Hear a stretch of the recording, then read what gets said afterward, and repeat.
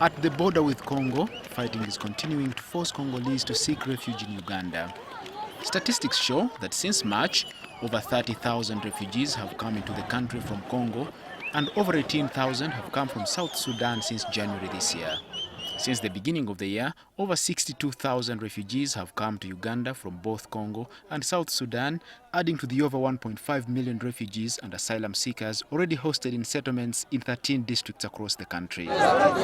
Uganda's refugee partners have a response emergency appeal of $47.8 million, approximately 178 billion shillings, to cover urgent life-saving needs from April to June 2020, and only 8% of this is funded.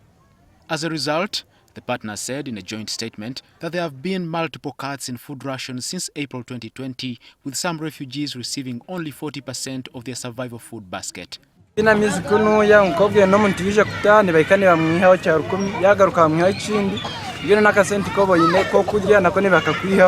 Probleme nyingine sisi tuko wapya. Twakaja. Chakula ambayo walitupatia tulisha kula, tulishamaliza. Tunakosa kufanya nini ya kutumbikia tena franga tuuze. Uganda joined the rest of the world to mark World Refugee Day inside Nachivale refugee camp in Isingiro district amidst these concerns. However, Nachivale and all the other settlements are getting full.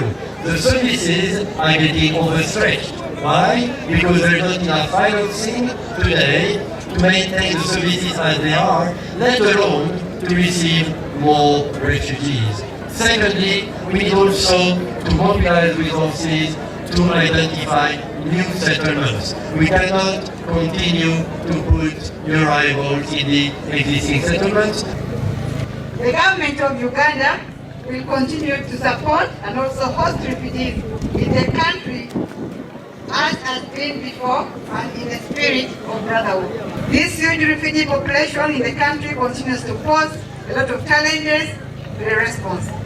This therefore calls for support to our traditional donors and also other agencies to see how best Uganda can ably support the continuous influx of refugees in the country. Government, UNHCR and refugee response partners said on top of supporting refugees to survive the trauma of displacement and making them productive, they are putting emphasis on the right to seek safety while protecting and conserving the environment in light of refugees and their host communities' need for water, firewood and building materials to survive. The impact on climate change as a result of this negative coping mechanism is also being felt in many of these hosting areas, which greatly affect the agricultural production of the refugees to support their loss.